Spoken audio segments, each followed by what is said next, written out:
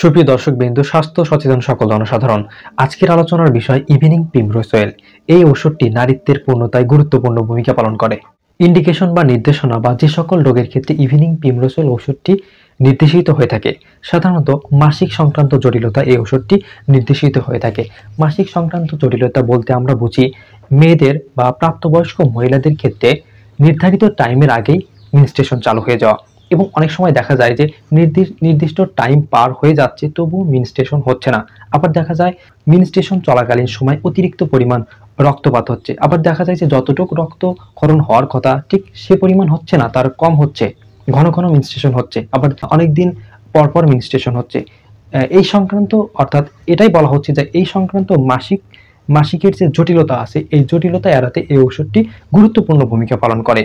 এছাড়া স্তনের রোগ ও স্তন বেদনায়, মাতৃদুগ্ধের পরিমাণ ও গুণাগুণ বৃদ্ধিতে, অ্যালার্জির সমস্যায়, রিউমাটয়েড আর্থ্রাইটিস, অ্যাটোপিক একজিমা, ত্বকের সুস্থতায়, নখের ভঙ্গুরতা কমাতে এবং চুলের সৌন্দর্য বৃদ্ধিতে ইভিনিং প্রিমরোজ অয়েল ঔষধটি গুরুত্বপূর্ণ ভূমিকা পালন করে। ইভিনিং প্রিমরোজ অয়েল ঔষধটি বাজারে বিভিন্ন কোম্পানি বিভিন্ন নামে তৈরি করেছে বা ফার্মেসিতে পাওয়া যায়।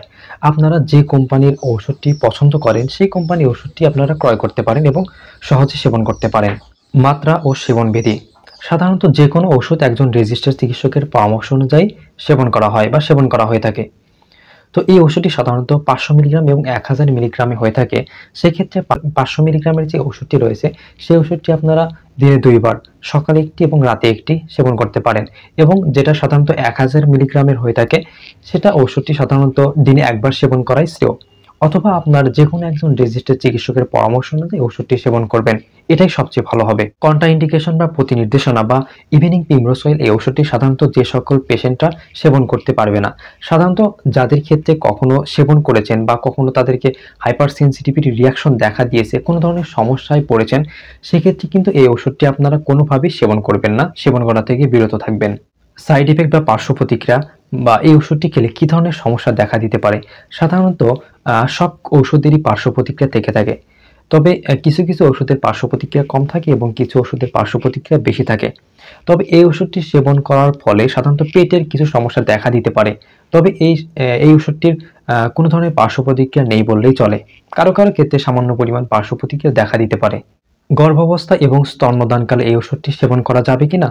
অবশ্যই এই ওষুধটি গর্ভাবস্থা এবং স্তন্যদানকালে সেবন করা যাবে। বিশেষ করে স্তন্যদানকালে, অর্থাৎ সাধারণত যে সকল মায়েরা বুকের দুধ দিচ্ছেন বাচ্চাদের, সে সকল মায়েদের বুকের দুধ বৃদ্ধিতে এই ওষুধটি গুরুত্বপূর্ণ ভূমিকা পালন করে, মিল্ক সেক্রেশন বৃদ্ধি করে। সেক্ষেত্রে এই ওষুধটি আপনারা সহজে সেবন করতে পারেন। এবং এই ওষুধটি বলা যায় যে নারীত্বের পূর্ণতা এই ওষুধটি গুরুত্বপূর্ণ একটি ওষুধ। নারীদের বা মহিলাদের যে কোনো ধরনের সমস্যায়, যে কোনো ধরনের হরমোনের সমস্যা, এই ওষুধটি সাধারণত গুরুত্বপূর্ণ ভূমিকা পালন করে। এই ওষুধটি আপনারা খুব সহজে সেবন করতে পারবেন।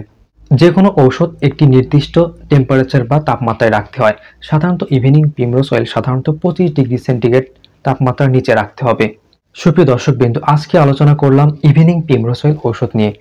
তো পরবর্তীতে আপনারা কোন ঔষধ সম্পর্কে জানতে চান বিস্তারিত, সেটা কমেন্ট বক্সে লিখে রাখুন। আমি আপনাদের সেই ওষুধটি নিয়ে আলোচনা করার চেষ্টা করব। ভালো থাকবেন, সুস্থ থাকবেন। ধন্যবাদ।